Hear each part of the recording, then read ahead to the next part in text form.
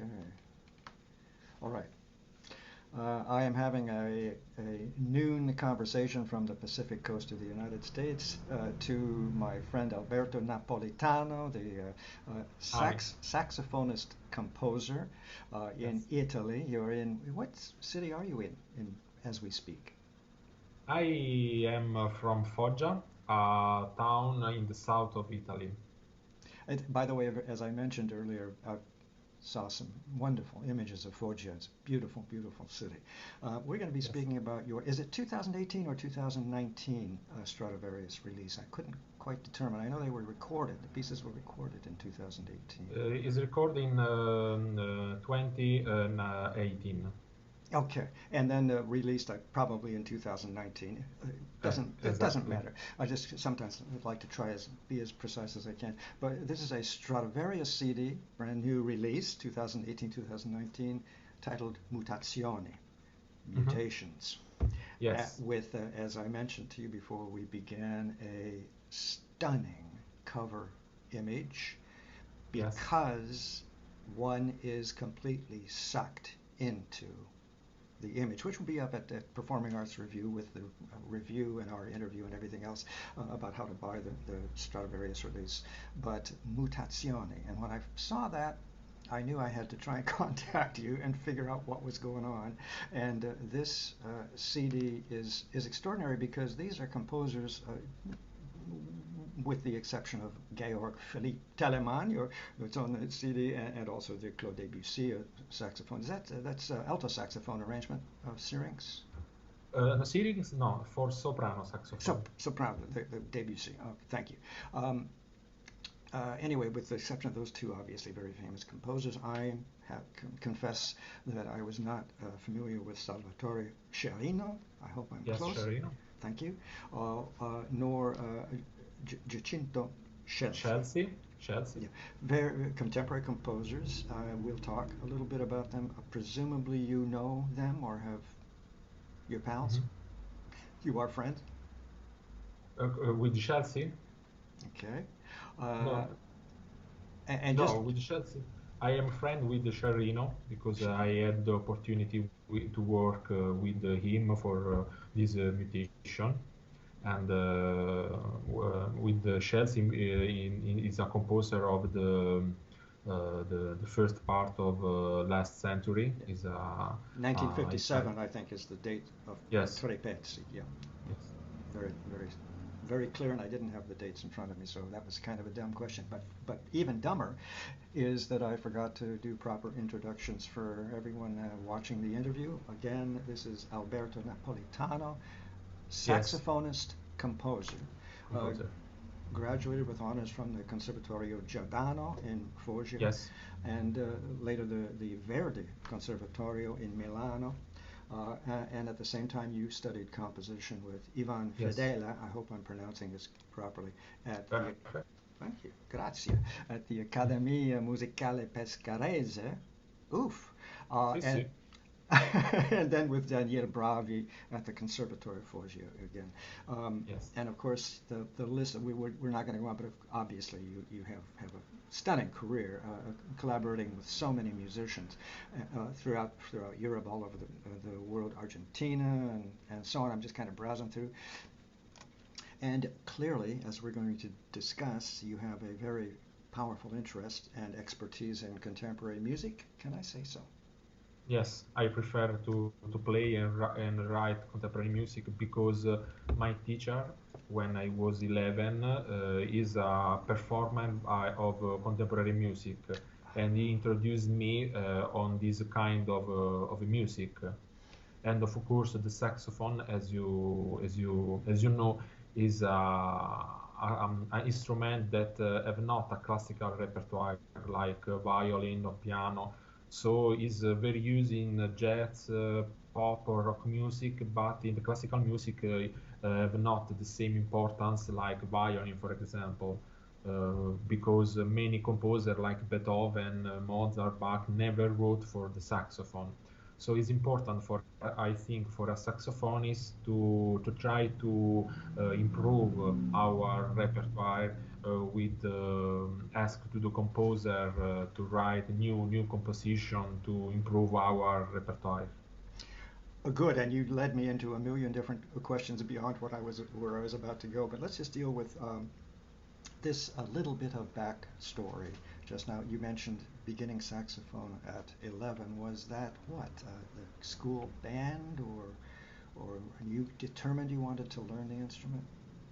I began my study with my grandfather, that was a saxophonist. After I played when I was a child in the band of my town, and after I started at 11 years old the conservatory with Leonardo Sbaffi in Foggia, and I started my career like a saxophonist. And I understand that the saxophone is not enough for me. I had the necessity to write my music and for this reason I began another study of composition with the composer that before you told. And also imagine how lucky, at least I would consider it lucky, that you encountered as a kid, as a child, Yes. a teacher who, if I understand correctly, who loved contemporary music, See, yes. who led you immediately to contemporary music. That's just how the magic of it. Also, the idea of how when we are young, we really have those impressions that come to us and last for a lifetime. So fabulous. So we have an idea of your education, of the beginning of your study of saxophone. By the way, I think I've just finished, including yours, maybe 7 different saxophone CDs from all over the world. So the instrument is gaining in repertoire, in legitimacy, I hate to say, but you know what I mean, in the world of serious art music. And without doubt, it's one of the most colorful instruments ever created, and we'll go there in a minute. But before we take the plunge, and into the CD in particular, and I tried to figure out how to approach you in this interview, but these pieces are so unique and so important that I think the best thing is in a bit we'll move right into the pieces, because I took copious notes and I have a million questions. But just to help professional musicians out there, performing arts review, watching, and so on, just to help them understand a little bit more about you, I was so intrigued by your notes in the program booklet, and the sort of the power of your intellectual commitment. Sounds maybe too much, but I think it's so, to what you do, how you compose, the music you approach, the music you play. So I'm just going to quote you this one of many mysteries Yes. that you live by, if you will. Quote, "Inner silence becomes a method of investigation through Yes. which one can observe one's self, to observe, to find again a forgotten breath that marks the rhythm of its existence." Wow. And it speaks to the content, as again we spoke a little bit before, what I took away, and I really loved, if I may pat myself on my back, how I read the program notes after and said to myself, "Oh, I got that one. Oh, I understood that bit." But that's this business of I love the word atavistic, but the idea that humans, a loud truck might be going by here. The idea that humans, in their whatever, in their soul, in their consciousness, it's not just a here and now soul and consciousness. It's an ancient, ancient, ancient rhythm, pulse, sounds, all of it, and that's what this CD is all about. How close am I? Do you want to slap me around about that? Am I okay?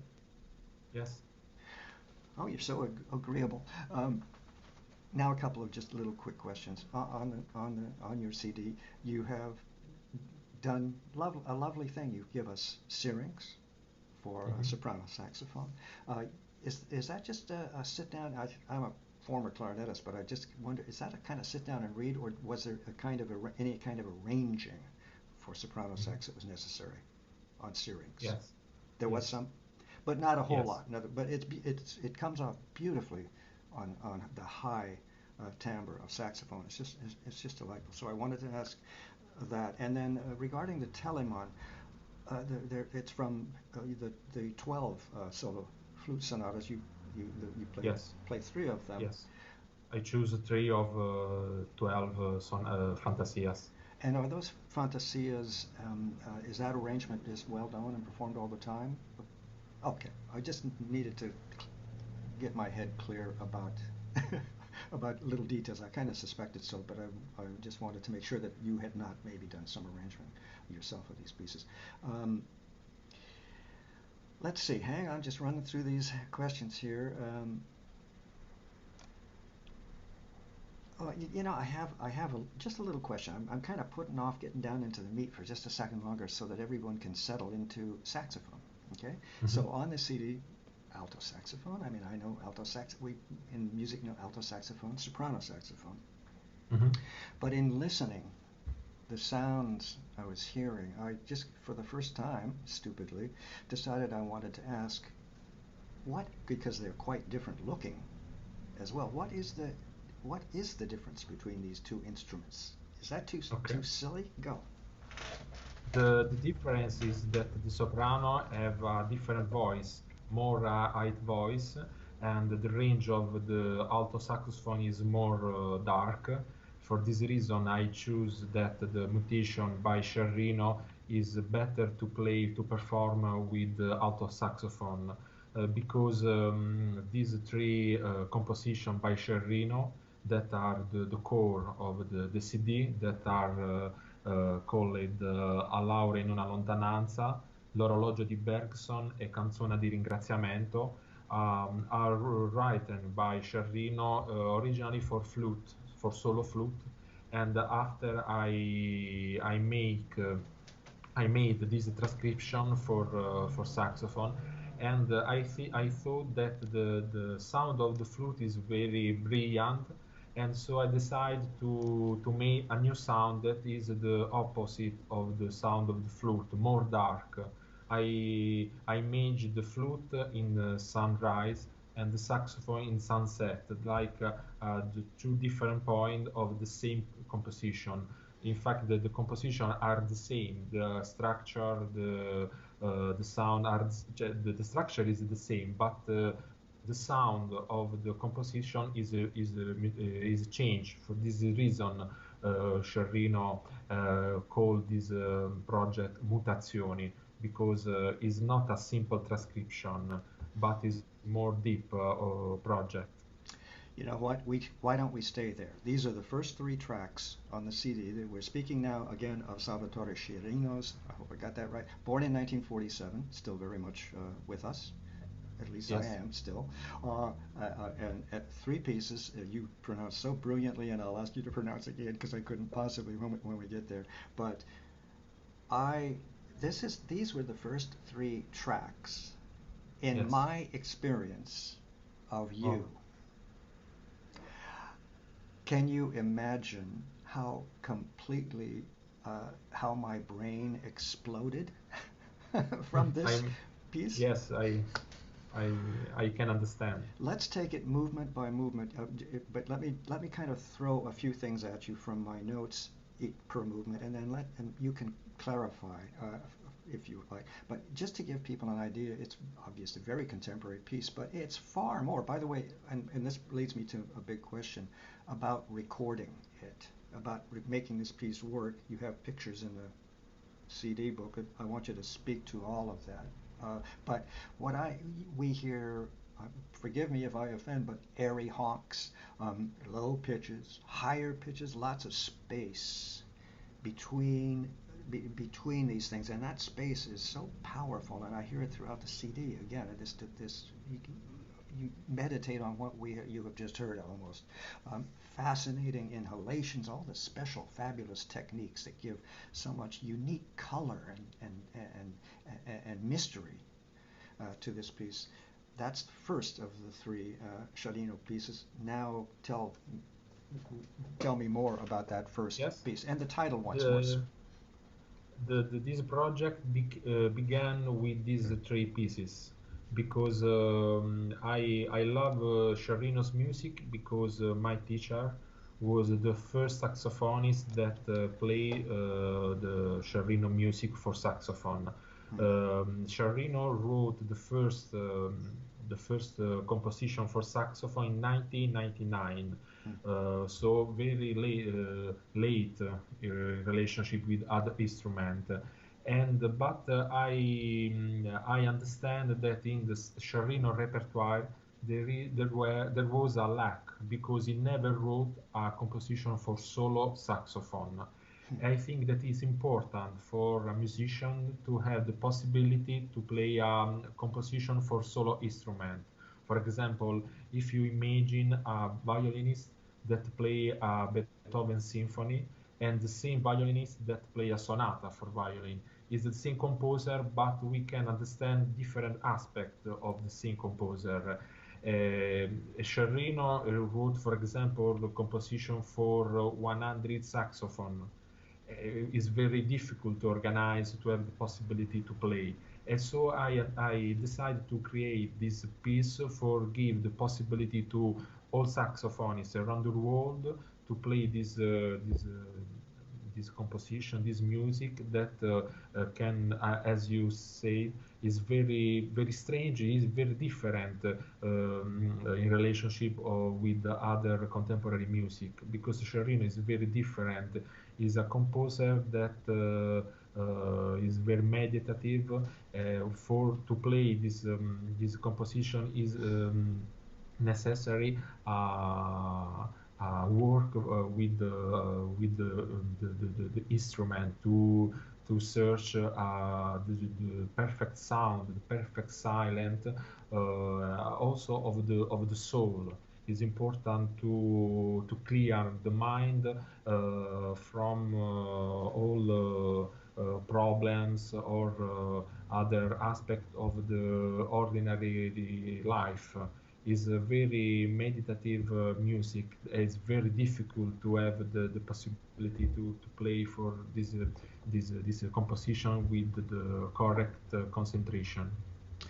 And I gave a little listen to recordings that are to performances on YouTube of the original, the flute version. Mm-hmm. And Yes. what I wanted to compliment you about in terms of your instrument, your reimagining, really, at many Yes. levels, these three pieces, was I heard glass harmonica. I mean, I heard colors I would not imagine could come out of saxophone, which let me see if I understood you earlier, and then you can clarify.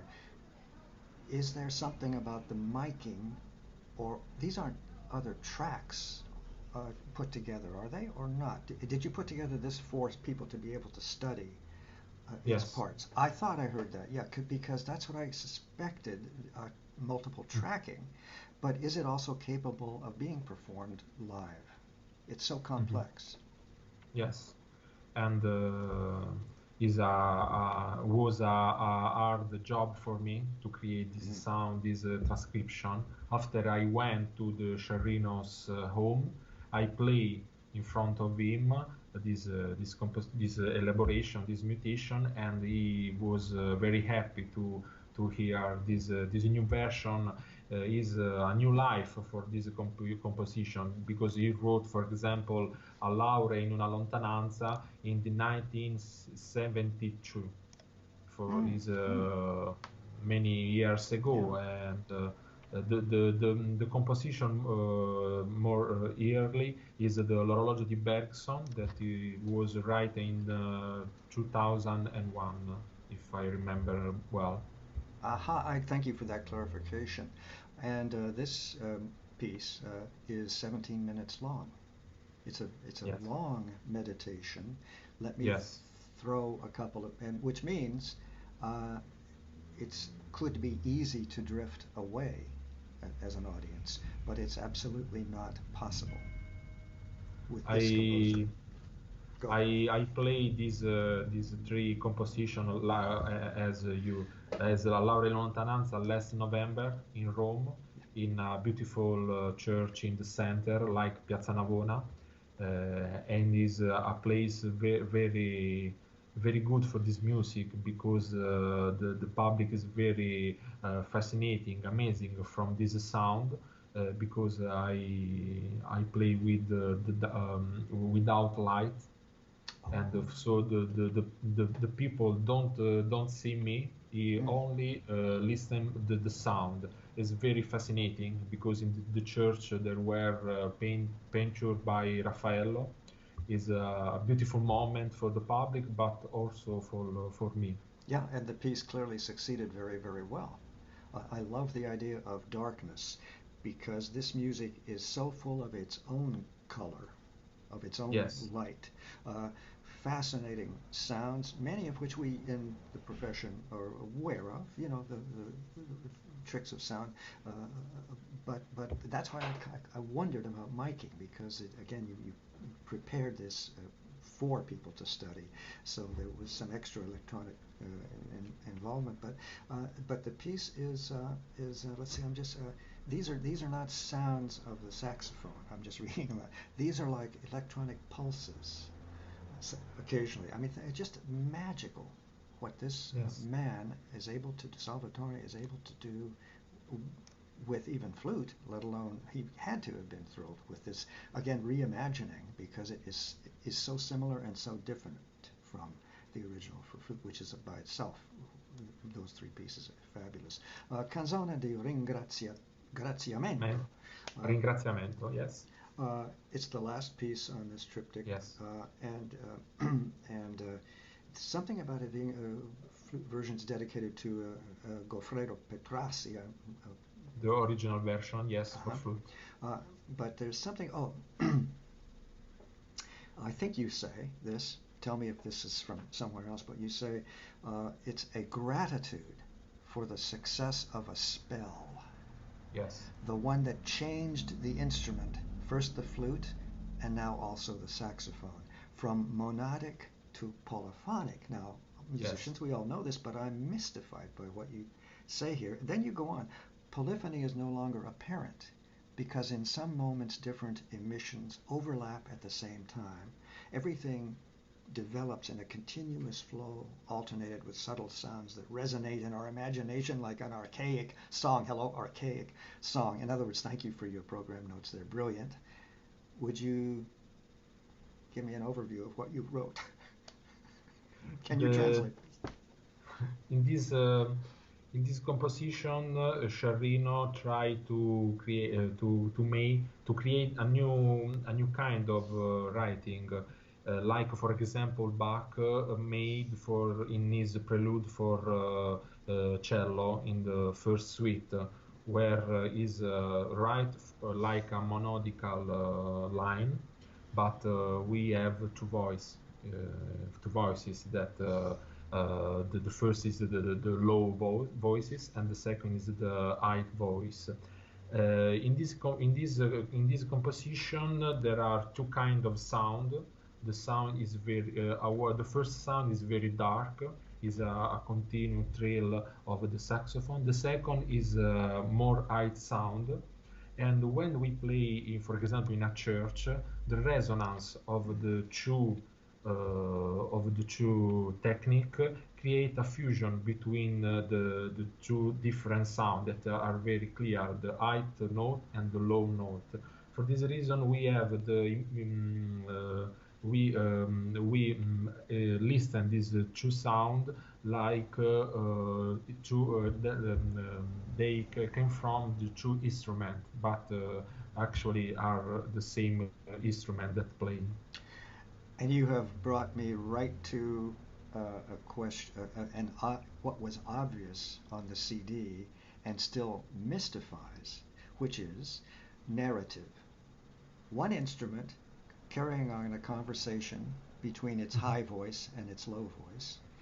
mhm. Sounds kind of simple. I mean, but what came across to me as a listener was how these were two narrative voices. Mhm. The magic of transforming that instrument into one instrument into two voices. How close am I? Yes, Did I get it? yes, is Oh, a spell. okay, good. Let's see. Let's just. I'm very impressed, by the way. I'm just going to run through the CD. Let's touch briefly on the Telemann, the three movements from the 12 fantasies that you chose, and just the reason, just kind of the Fantasia number 2, number 9, and number 11. But what I will never forget, who told me, I've forgotten the violist who told me this, but the violinist who told me this, he'll come to me.